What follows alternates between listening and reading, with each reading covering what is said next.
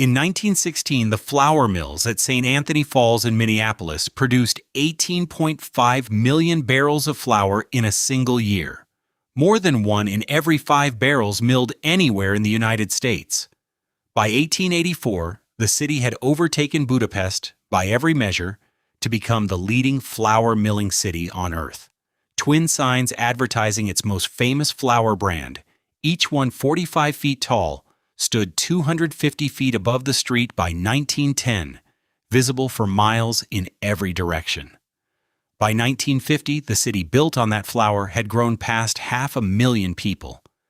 Not a single bag of flour has been milled within the Minneapolis city limits for more than 20 years now. The company that made this city's flour a household name still exists, still worth billions.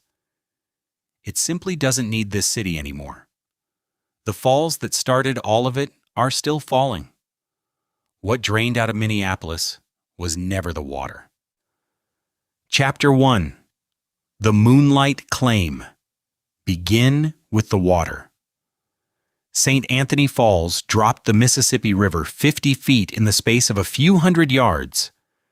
The only major waterfall along the river's entire course, known for generations to the Dakota people who lived along its banks long before any American surveyor arrived. In 1819, the United States Army built Fort Snelling at the confluence of the Mississippi and Minnesota rivers, a few miles downstream. The first substantial American presence in a region that, as far as Washington was concerned, barely existed yet. Soldiers were posted. Supplies came upriver by keelboat. The falls kept falling, 50 feet of force with nothing attached to it. And for the better part of 2 decades, nobody thought to change that. Water power of that scale was rare, anywhere east of the Rockies. Here it simply ran to waste. Then in 1838, word reached Fort Snelling that the government had opened the land along the falls to private claim. A treaty had ceded the territory to the east, and every officer, trader, and clerk within reach of the news understood the stakes. Whoever staked the West Bank first would own the finest water power on the upper Mississippi. Enter Franklin Steele. Steele was a store clerk attached to the fort's garrison, not a soldier and not a man of any particular standing, with nothing to recommend him over the fort's own commanding officer, except that he heard the news first and moved on it faster.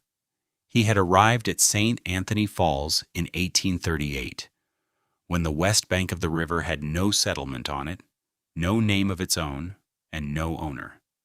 The commanding officer wanted the same ground. Steele got there first, building a cabin on the site by moonlight so that by sunrise the claim could not be contested. This was not vision, it was speed.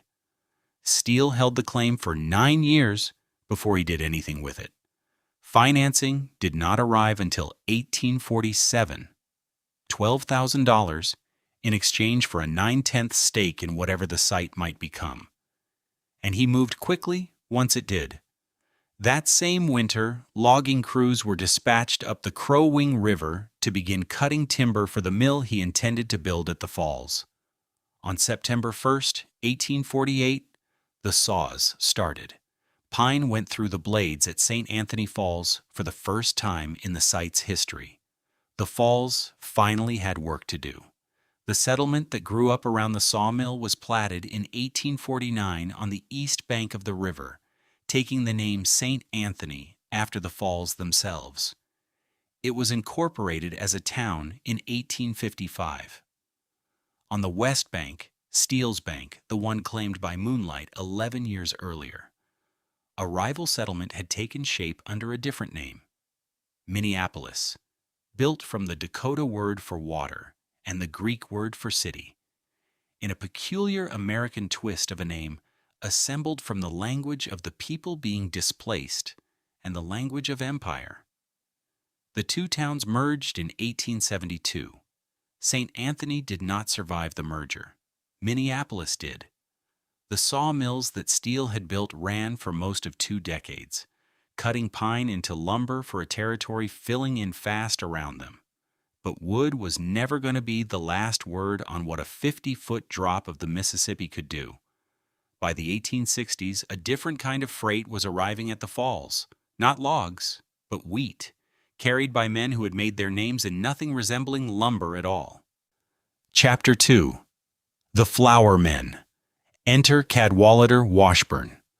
Washburn was a Maine-born lawyer who had already served in Congress as a representative from Wisconsin and commanded Union troops through the Civil War, before he ever set foot near a millstone.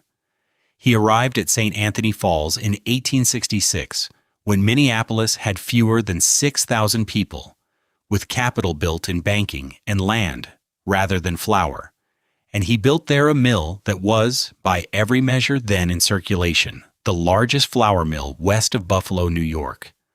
By all accounts, it dwarfed anything the Falls had produced in nearly 2 decades of sawing pine. Wisconsin would make him governor 6 years later in 1872. The mill came first. It needed selling, not merely grinding, and for that Washburn found a partner.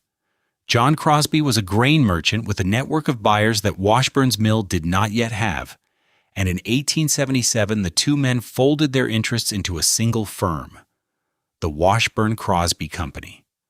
The mill stood on the west bank of the river, Franklin Steele's bank, the one claimed by moonlight in 1838, and merged into a single city only 5 years earlier. At its founding, Washburn-Crosby was, quietly, one more Minneapolis flour house among several, ambitious, well-capitalized, and saddled with the same defect as everyone else on the river. Nothing yet set it apart. Enter Charles Pillsbury. Pillsbury was a New Hampshire-born Dartmouth graduate who had spent several years clerking in the grain trade in Montreal before he arrived in Minneapolis in 1869, when the city held fewer than 15,000 people. He came with almost nothing of his own, roughly $10,000, much of it borrowed, and used it to buy a half interest in a small, unremarkable flour mill on the east bank of the Falls, the old St. Anthony side, the kind of operation Washburn's would have dismissed without a second glance. It turned a profit within the year. Nothing about the arithmetic explained why. 3 years were enough to prove the mill could pay its scale, and in 1872 Pillsbury brought in reinforcements. His father, George Pillsbury, already established in Minneapolis business, and his uncle, John Sargent Pillsbury, a state senator and investor of local standing. Together, the three formed C.A. Pillsbury and Company. John Pillsbury was elected governor of Minnesota 4 years later, in 1876, an echo, whether the family remarked on it or not, of Washburn's own path from mill floor to state house. By 1874, 2 flour dynasties stood on opposite banks of the same waterfall, the Washburns on the west, the Pillsburys on the east, each expanding, each hiring, each grinding wheat by the ton. Neither was yet the other's rival in any meaningful sense. The market was still large enough and growing with startling speed for both. Room enough for now. What neither had solved was the one problem that outweighed capital, family, and water power combined. The problem was the wheat itself. Minnesota grew hard spring wheat almost exclusively, a variety bred for short seasons and brutal winters and murderously hard on millstones, built for the soft winter wheat of Ohio, Indiana, and Pennsylvania. Ground the old way, between stone and stone, spring wheat produced a flour that came out darker, coarser, and flecked with bran no sieve fully caught. Bakers in New York, Philadelphia, and Boston knew the difference by sight, and priced it accordingly. Minneapolis flour sold at a standing discount to the Eastern product, a gap wide enough in hindsight to threaten every advantage the Falls provided for free. By 1874, Washburn and Pillsbury were running 2 of the largest flour operations in the country. Both, by the trade's own reckoning, were selling an inferior good. That was about to change. Neither man yet knew how. Chapter 3. The New Process.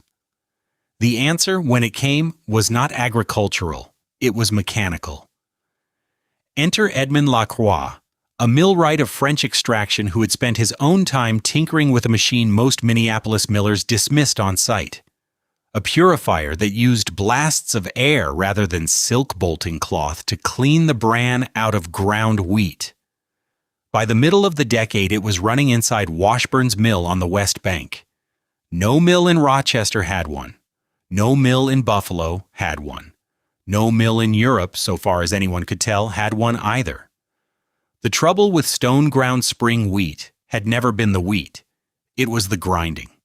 A millstone crushed the kernel in a single violent pass, shattering the papery bran, along with the pale, starchy endosperm underneath it. And the two came out of the hopper hopelessly mixed, a problem no amount of sifting through cloth could fully correct, since the smallest bran flecks were nearly the size of the flour granules meant to pass through.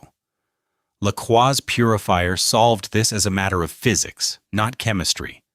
Bran and endosperm, once ground, occupy nearly the same space but not the same weight. Run the ground wheat, called middlings, across a shaking sieve under a current of air, and the lighter bran lifts free while the denser flour falls through. A simple machine. Its effect on Minneapolis flour was not. Flour purified this way came out whiter than anything the city had produced before, whiter, by most contemporary accounts, than a fair share of what left Rochester and Buffalo. Millers began calling it new process flour, and within a few seasons, Minneapolis brands were entered against the established houses of the East, and, in a peculiar American twist, against Hungary, whose millers had held the world's reputation for fine white flour for a generation. The wheat had not changed. The discount, at last, had. Charles Pillsbury installed his own purifiers within a year of Washburn's, and then went further. A millstone, however dressed and sharpened, still shattered the kernel outright. Steel rollers, turning against one another at slightly different speeds, sheared it open in stages instead, cracking the bran first, flattening the endosperm after, each pass finer than the last. By the early 1880s, Pillsbury's mills had abandoned millstones entirely, the first in the country, by most accounts, to do so. The volume that followed was not modest. By 1886, the Pillsbury mills were turning out 10,000 barrels of flour a day, a number that would have meant nothing to the young man who had arrived from New Hampshire 17 years earlier with little more than a letter of introduction. Washburn, meanwhile, was building. In 1874, the Washburn A Mill opened directly on the riverbank at St. Anthony Falls, its foundation set into the same limestone ledge that turned every wheel downstream.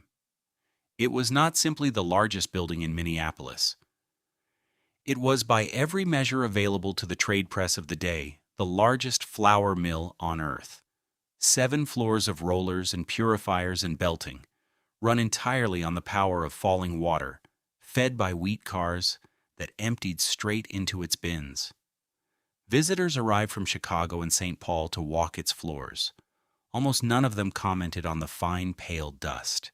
It settled, quietly, on every ledge and beam. It was, after all, only flour. Everyone at the Washburn Mill believed exactly that, for 4 more years. Chapter 4. The Price of Fineness.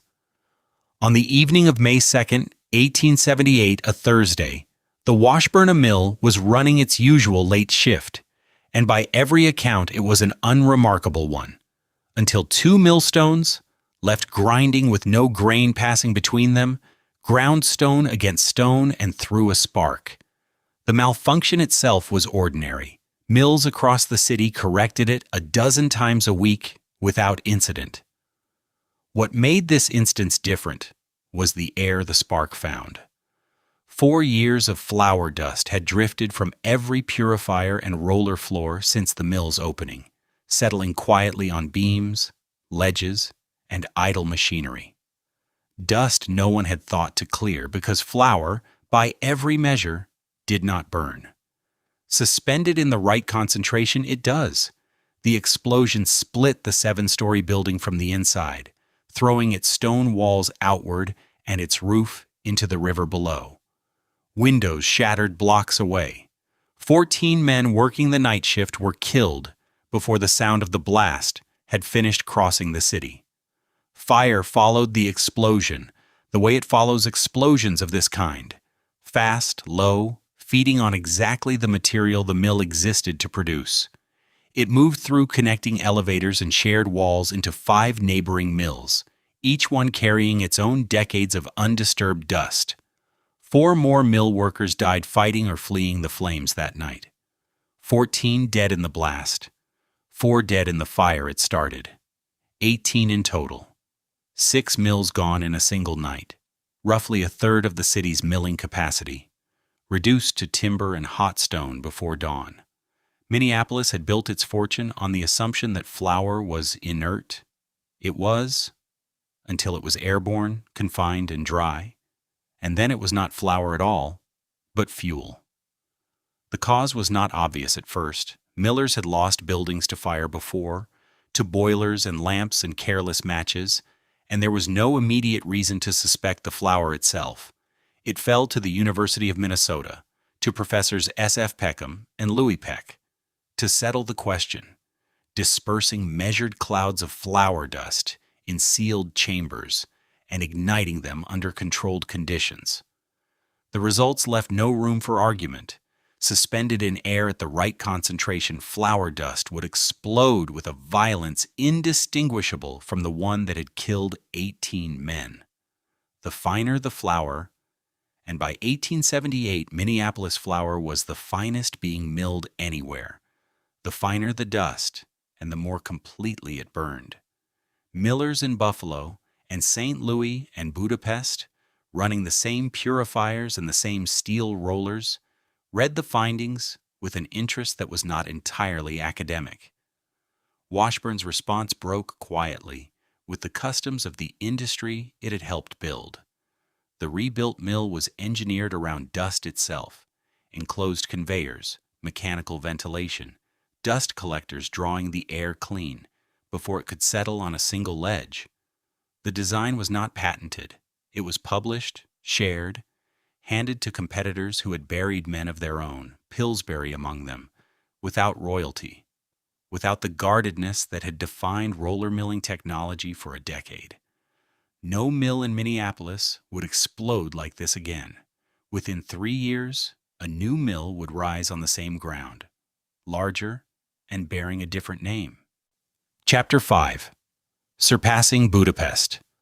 The ground was never literal, not the same foundation, the same falls, the same fortune, waiting to be milled from the same stretch of river. Washburn rebuilt on its own foundation, on the west bank. The mill that would eclipse it rose on the east bank, on ground the Pillsbury family had been securing for more than a decade. In October 1881, the Pillsbury A mill opened. 6 stories of limestone, built from its first day around the same dust collection principles Washburn had given away rather than patented, because after 1878 in Minneapolis, a mill fire was everyone's problem. On opening day, it was the largest flour mill in the world, and it would remain the largest flour mill in the world for the next 40 years. Not a record, an institution. Along the row above the falls stood the companies that would define American flour for the next half-century: Washburn-Crosby, Pillsbury, Northwestern Consolidated, each guarding its own methods, each shipping flour under its own name to grocers who had never seen Minneapolis and had no reason to care where their bread began. None of it, though, would have mattered without wheat. And by the 1880s, wheat was arriving from farther away than the mill's first builders had planned for. Enter James J. Hill, a railroad builder already turning a half-bankrupt line into the empire of track that would one day earn him the nickname the Empire Builder. In 1883, Hill completed the Stone Arch Bridge across the Mississippi for his St. Paul, Minneapolis, and Manitoba Railway. curving span of granite and limestone. It cost $650,000, roughly $22.5 million today. It was not built for foot traffic or for the photographs it would later attract. It was built to carry wheat, hard spring wheat, from the Red River Valley and the Canadian Prairie beyond it, directly into the mills at St. Anthony Falls, with no transfer, no delay, and no competing rail line in between.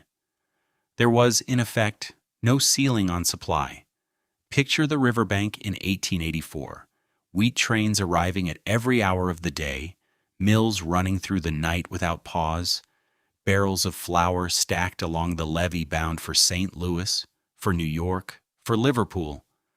That was the year the effect of that supply line showed up in a ranking nobody in Minneapolis could have predicted 20 years earlier.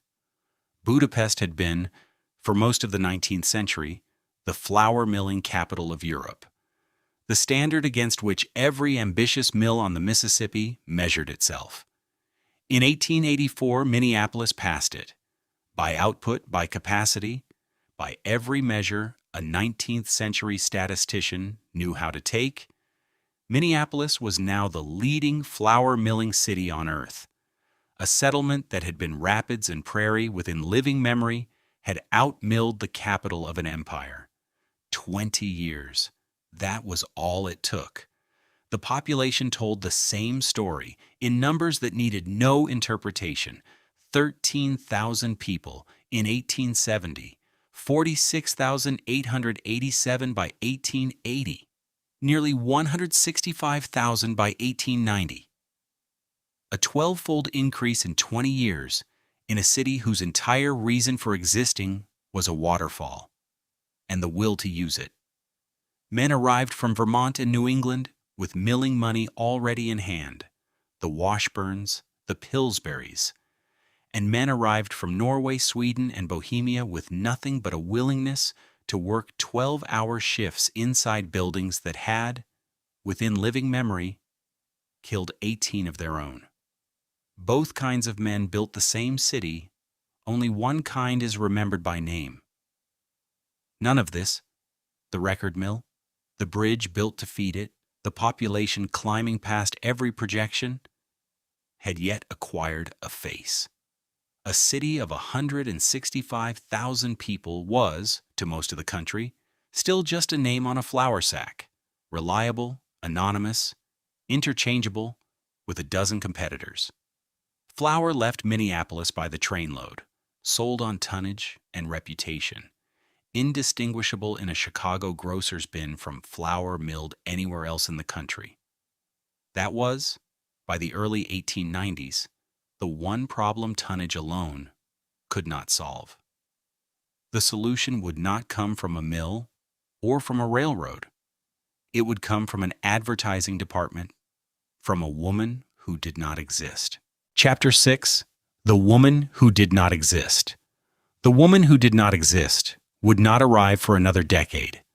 What arrived first, in 1910, was cruder and larger.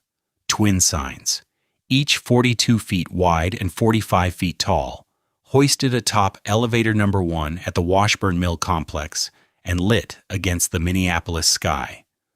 Gold medal flour, they read, one facing the river and one facing the city, visible 250 feet above street level and, on a clear night, for miles along the Mississippi. It was not a face. It was a brand asserting itself in the only language the milling district had ever spoken fluently: scale. Scale could put a name in front of a stranger. It could not answer a question.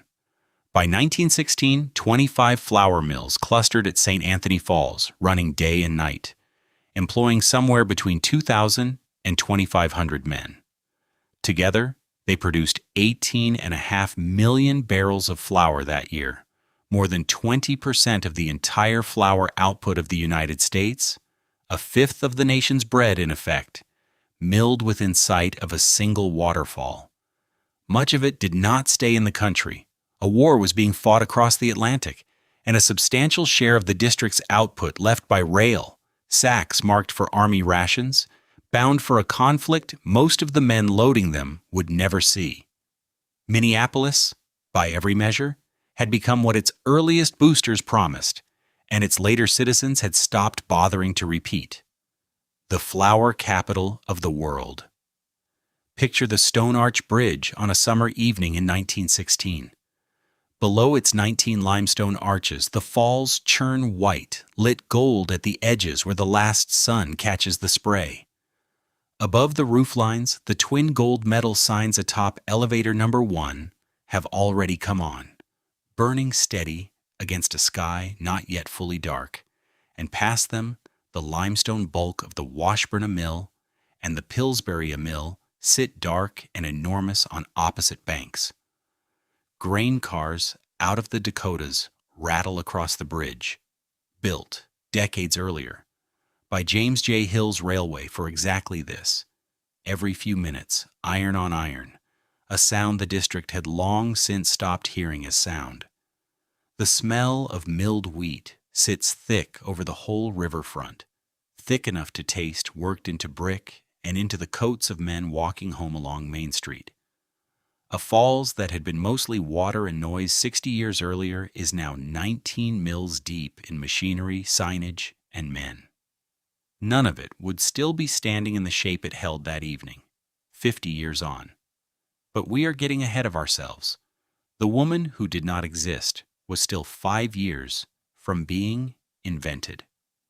In October 1921, an advertisement in the Saturday Evening Post, placed by Washburn-Crosby's advertising department, offered a modest prize to any reader who completed an enclosed jigsaw puzzle and mailed it back. 30,000 puzzles came back. So did hundreds of letters that had nothing to do with the contest at all. Women writing in with baking questions, recipe requests, small domestic emergencies addressed, oddly, to a flour company. Someone in the advertising department had to answer them, and someone decided the answer should not come from a company. They should come from a person. The department borrowed a surname from William G. Crocker, a retired Washburn-Crosby executive, and paired it with a first name chosen for no reason except that it sounded warm. Enter Betty Crocker, a name, a signature, eventually a face on packaging, and a voice on the radio. She had never had a body. In a peculiar American twist, the invented woman would outlast the men whose names had built the district around her, becoming for millions of households a more familiar figure than any Washburn, Crosby, or Pillsbury ever managed to be. And 1921 handed her in hindsight an odd companion. It was also the first year since the district's great expansion that flour production in Minneapolis failed to climb past the year before. Nobody in the advertising department noticed, or if they did, nobody thought it worth recording. There was a puzzle to answer. Letters to write back. Chapter 7. The Return of Buffalo. The dip of 1921 did not correct itself the following year. Minneapolis had produced above 17 million barrels every year since the district's wartime peak, a figure so reliable it had stopped appearing in the trade papers as news. And then, quietly, it did not. In 1921, the total fell below 17 million barrels for the first time in nearly a decade, and it never climbed back. Nobody declared an era over, and nobody said much at all. The mills kept turning. The number on the ledger kept getting smaller. The cause was not sentimental, and it was not, at first, even local. Minneapolis had built its fortune on geography. The falls, the rail lines converging out of the wheat belt, a fortunate accident of latitude and current. That same geography was now working in reverse. Freight tariffs known as milling-in-transit privileges let grain be unloaded, milled, and reloaded midway through a single long-haul rate, as though the wheat had never stopped moving. The rule favored whichever mill sat closest to the final market, not whichever mill had gotten there first. By the 1920s, that mill was rarely in Minneapolis. The math was already changing, not in Minneapolis's favor. By 1927, Washburn-Crosby and Pillsbury, the two names most responsible for building the milling district on the Mississippi, already controlled the majority of milling capacity in Buffalo, New York. Both companies spent the decade building new plants there, closer to the coast, closer to the export docks, closer to the eastern buyers who wanted flour, not wheat. Their historic works on the Mississippi kept running and kept aging, fed by the same falls that had made them possible in 1866. The companies did not abandon Minneapolis. They financed its eclipse from the inside, one Buffalo mortgage at a time. In 1928, Washburn-Crosby merged with 28 other milling companies to form a single corporation, General Mills. The trade press called it a consolidation. It was more plainly an admission that no single mill on the Mississippi, however large, however storied, could compete alone anymore against freight rates, eastern capacity, and a national market that no longer cared where its flour had been ground. Scale was now the only defense, and no mill standing alone on the river possessed enough of it. General Mills, for now, kept its headquarters in Minneapolis. That would not last. The overtaking, when it came in 1930, carried a coincidence that would not have been lost on anyone who remembered the district's origins. Cadwallader Washburn had built his first mill in 1866 and measured it, by every figure then in circulation, against a single rival, the largest flour mill west of Buffalo, New York. 64 years later, Buffalo stopped being the western boundary of anyone's ambition and became once again the standard by which Minneapolis was measured. In 1930, by that standard, Minneapolis fell short. Mills in Buffalo produced 11 million barrels of flour that year. Mills in Minneapolis produced 10.8 million. Buffalo was now the largest flour milling city in the United States. Minneapolis was not. General Mills outlived the arithmetic that had briefly worked against it. It spent the next 3 decades expanding, buying cereal brands, buying unrelated businesses, building a national identity that had little to do with wheat. But in 1958, it moved its headquarters out of downtown Minneapolis entirely to a new campus in suburban Golden Valley designed by the architecture firm Skidmore, Owings, and Merrill. Glass, low, modern, distant from the falls that had made the company possible. The address changed. The name on the letterhead did not.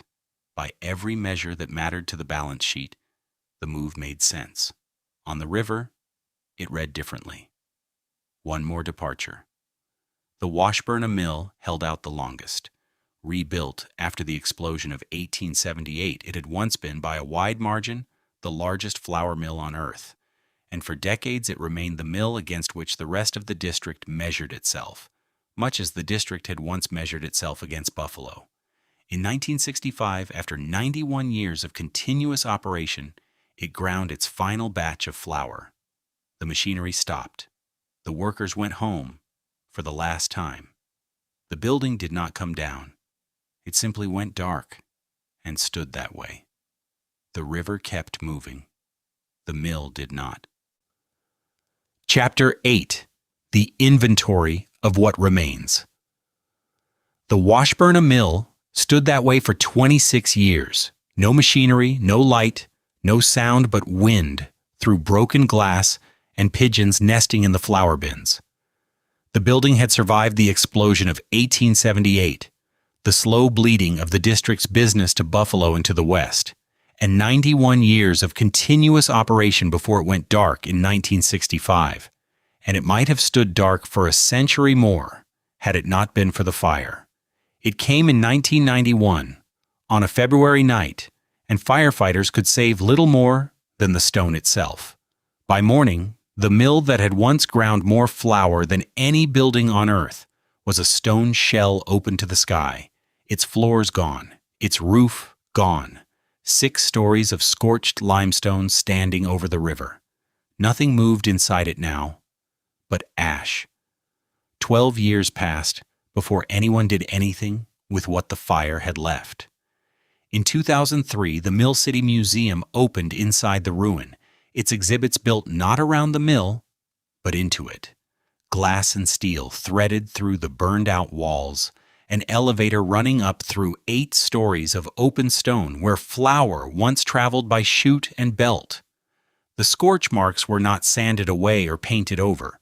They were kept in a peculiar American twist as the exhibit itself. That same year, half a mile upriver, the Pillsbury A Mill, the largest flour mill on Earth for 40 straight years, ground its final batch, ending 137 years of continuous flour milling on the Minneapolis riverfront. The machinery there stopped too. The Pillsbury A Mill sat empty for another decade, its windows dark above the same water that had once turned its wheels. In 2015, developers reopened it, not as a mill and not as a museum, but as housing. 251 apartments carved into rooms where flour dust had once buried the floor to the ankle. Tenants now sleep where the world's bread supply was once ground into being. The grain elevators beside it still stand empty, concrete cylinders built to hold wheat by the ton, too vast and too specific in purpose to easily become anything else. Not a museum, not a ruin, a building put back to use, not the use it was built for. Above it all, the twin gold medal flour signs are still there. They are still lit, red neon against the evening sky, still by a wide margin the tallest thing on that stretch of the Minneapolis skyline. They advertise a product that has not been milled anywhere near the city in more than 20 years. By every measure, they should have gone dark with the mills beneath them. They did not. The city around the mills did not vanish, though for a while it looked as though it might. Minneapolis peaked at 521,718 residents in 1950. It fell decade by decade to 368,383 by the low point of the 1990s, a loss of nearly a third of the city's people, though no war and no single disaster had touched it. Then, quietly, the numbers began to climb again. Minneapolis itself did not become a ruin the way its mills did. Where the flour trade once stood, the city built banks and hospitals and offices with tinted glass, filling the gap the mills left with businesses that owed nothing to wheat or to water power. The empty lots did not stay empty for long. By the standards of American industrial cities in the last half of the 20th century, Minneapolis got off lightly. In hindsight, it is not entirely clear why. Not everything from that first winter is gone. Not everything became a museum, or an apartment, or a sign kept lit long past its purpose. One thing never stopped and never needed reopening. It was never built by anyone at all. St. Anthony Falls is still there. It drops the Mississippi 50 feet in the space of a few hundred yards, the same distance it fell the night Franklin Steele first saw it by moonlight in 1838. The water is white where it breaks over the ledge, dark green in the pool below, and loud enough even now to be heard over the traffic on the avenue above it. Mills rose around it and ground flour and made fortunes and burned and reopened as museums and apartments, and through all of it the Falls did the only thing it has ever done, which is fall. It is still falling now.